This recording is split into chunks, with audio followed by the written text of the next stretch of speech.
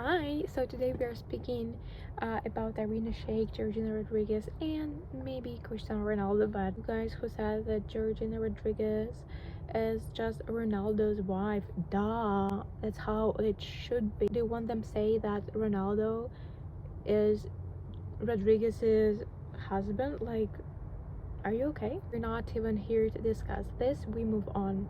The second thing that will not be discussed in this video is that one woman is superior to another.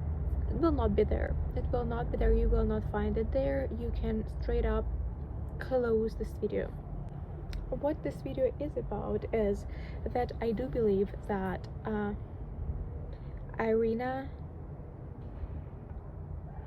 had to leave in a way, and I'm pretty sure that I know the root of it. The second thing that will be discussed in this video is that what I like about Georgina.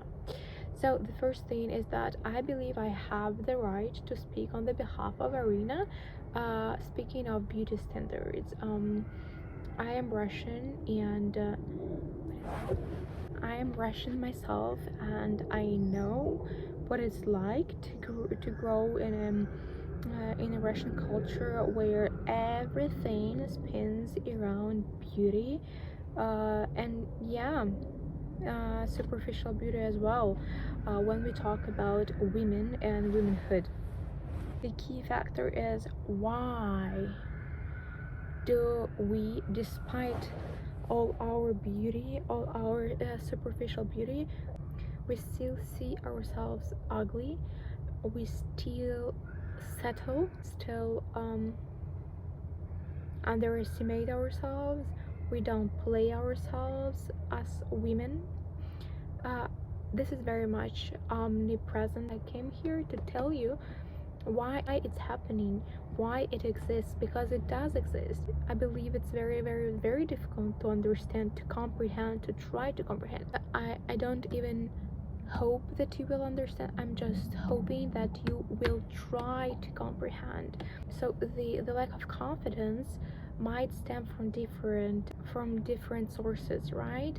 It might be the upbringing, it might be the environment at school, it might be generational, and this is the thing. And yes, it can be a mix of, which I think is very much a Russian situation. But first and foremost, it is generational, cultural, generational thing. Let me explain why. And this is exactly why it's so hard to get rid of, to reprogram your mind.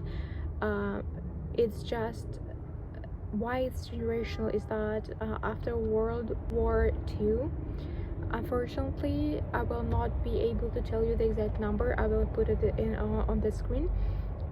Millions of men died. Millions of men died.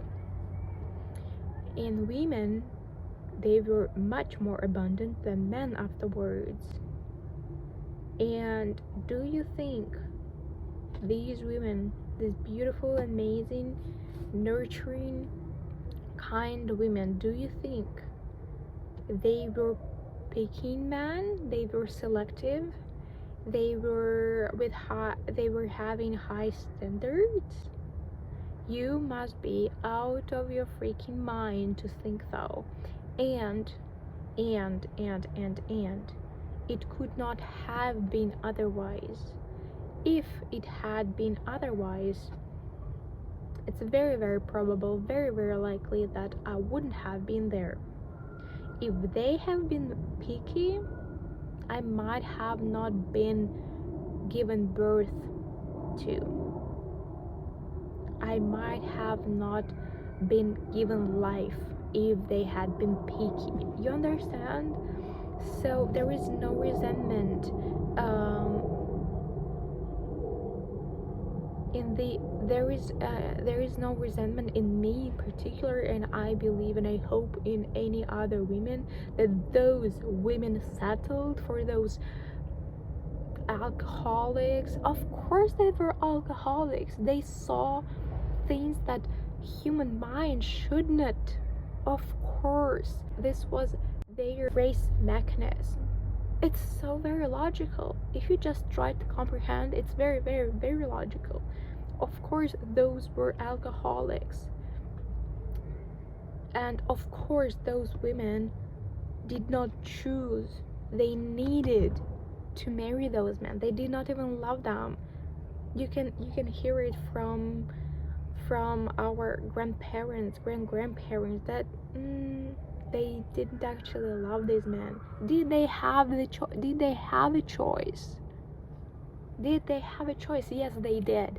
They did have a choice of not marrying them, dying alone, and not giving birth. And probably I wouldn't have been existent, as well as millions of other people, men and women. Our generation, our species would be endangered. That's it. That is very simple. So fortunately or unfortunately, it stayed with the mind not only of our grandparents and grandparents, but also our parents, because it passed down the generations. That's how it works. It does not go away immediately. No, it stays. It's a trauma. It's a very severe trauma. Of course, it stays for a long time.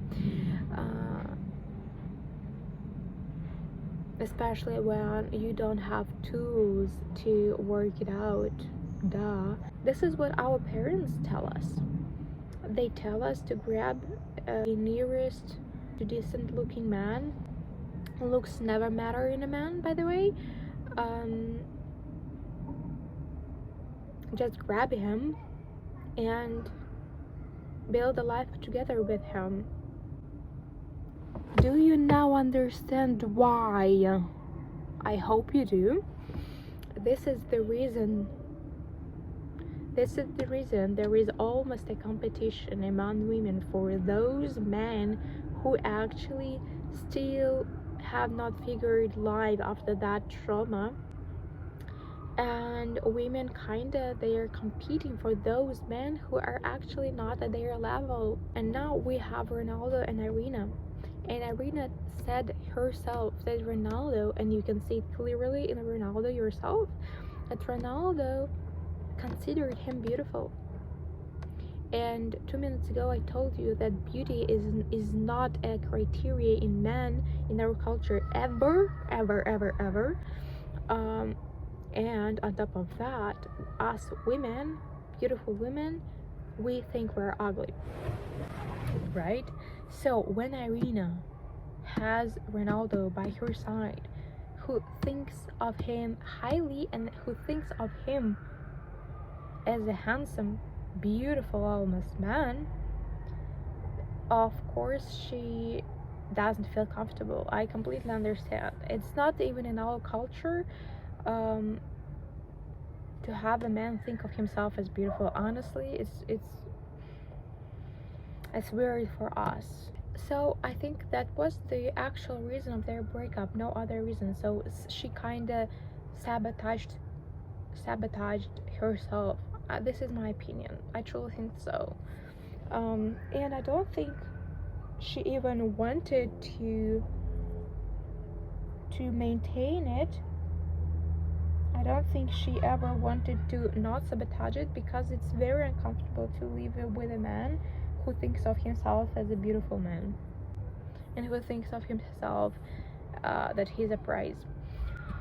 So now Georgina. I like Georgina in multiple aspects. One of them is that she's a God-fearing woman, of course, and the second thing is that very confident, very, very, very, very, very confident. And I see this nurturing aspect of her, which I also like.